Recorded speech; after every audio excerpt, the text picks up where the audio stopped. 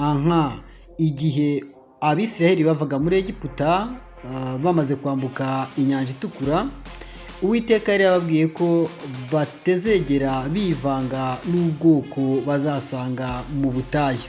Abisiraheli ntibigeze bumvira ibyo Uwiteka yababwiye, batangiye kwivanga n'abahevi ndetse baranabebenguka batangira kubarongora. Niko kurakara k'Uwiteka abateza inzoka, maze iw'inzoka iriye agapfa.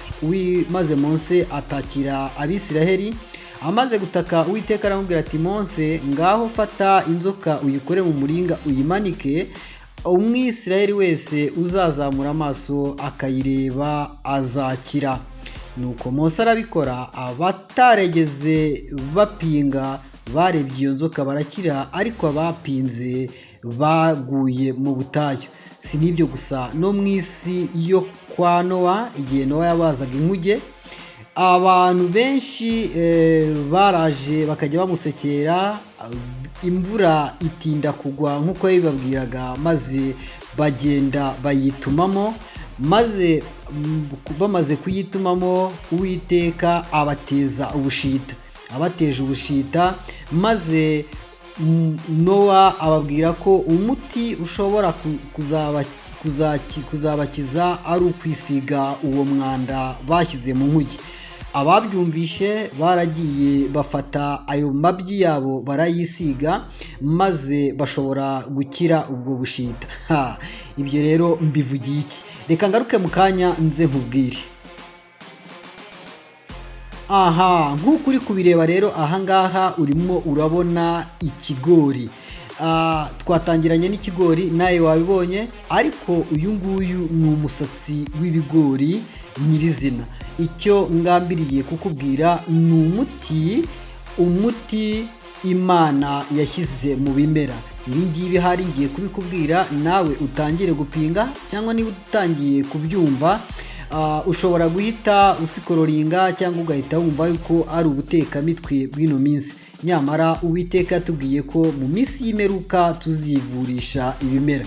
Igihe wenda nka mitiweli zikuba nk'inshuro 1000 cyangwa ubundi bwishingizi bwose bukavaho, icyo gihe tuzakoresha ibimera. Rero kurikira wumve uyu muti uboneka nk'uyu musatsi w'ibigori. Ndizera yuko nawe ubwawe uza kugutangaza, kuko Imana ari igitangaza. Kurikira mu kanya, ndaje tujyane, ntuve ku murongo. Uyu musatsi w'ibigori rero, ni ingirakamaro mu by'ukuri. Uretse ku bantu, uno musatsi w'ibigori niwo inzuki zihova, ndetse binyuze n'uwo musatsi zikabangurira n'icyo kigori ibindi bimera byose. Ariko uyu musatsi w'iki kigori ukungahaye ku muti by'akataraboneka. Ugiye kuvuga ati se ko ntari nabona umuntu urya umusatsi w'ibigori? Mu by'ukuri twebwe dusanzwe turya ikigori cy'imbere. Mu cyongereza bacyita corn cyangwa bakacyita maize, mu gifaransa cyitwa maize. Rero uyu musatsi w'ibigori uba uriho, ugasanga akenshi turawufashe turawujugunya. Nyamara kujugunya uyu musatsi w'ibigori ni ikintu kibi cyane, kuko ntago ushobora kuba wirindiye ubuzima bwawe. Ugiye kwibaza ati, mbese umuti uri mu uyu musatsi w'ibigori ni uwuhe? Wowe utari wakora subscribe, ndagusaba gukora subscribe ku Keza TV, ndetse utari wankurikira kuri TikTok wandikamo Mbarushimana Eric, ukande ku gasaraba, kandi nugira ibibazo wakwibaza cyangwa inyunganizi ubyandike muri komanteri dukomeze. Reka rero nkubwire akamaro k'uyu musatsi w'ibigori ndetse n'umuti uno musatsi w'ibigori ufite. Mbese wari uzi ko uyu musatsi w'ibigori ari umuti ukomeye?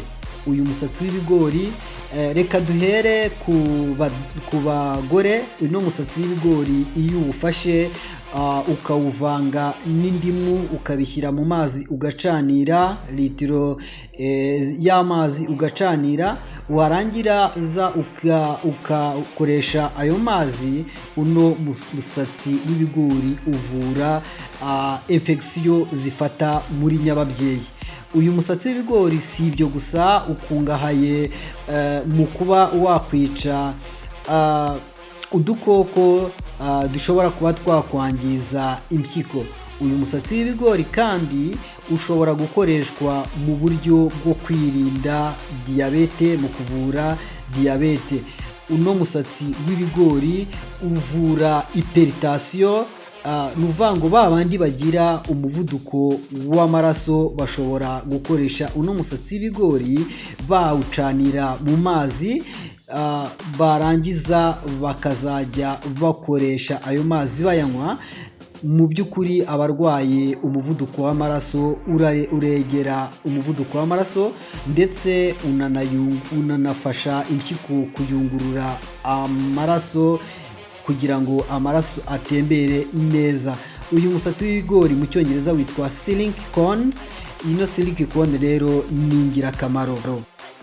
Natangiranye rero n'ijambo ry'Imana nkubwira ibyabayeho, niyo mpamvu nakubwiye kugira ngo utaza gupinga uvuga ngo ntawe urya umusatsi w'ibigori, ahubwo wowe menya yuko ari umuti uvura amahypertension, ufasha impyiko gukora neza, kandi ukavura n'amayinfection muri nyababyeyi. Ngaho rero bikoreshe, ugire ubuzima buzira umuze, kandi ushimira Imana yaduhaye ibimera nk'iki kigori, dukoresha sirinki cyangwa ubwo umusatsi wabyo kugira ngo ushobore kuba waduha amagara mazima.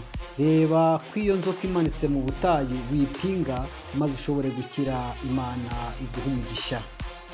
Nkumenyeshe ko nawe ukomereka amaraso ntakame, wakoresha uriya musatsi silinki corn, nawe amaraso yawe yajya akama. Rero uyu ni umuti Imana yatwihereye, reka tuwukoreshe ubundi duhure ku kindi kimera.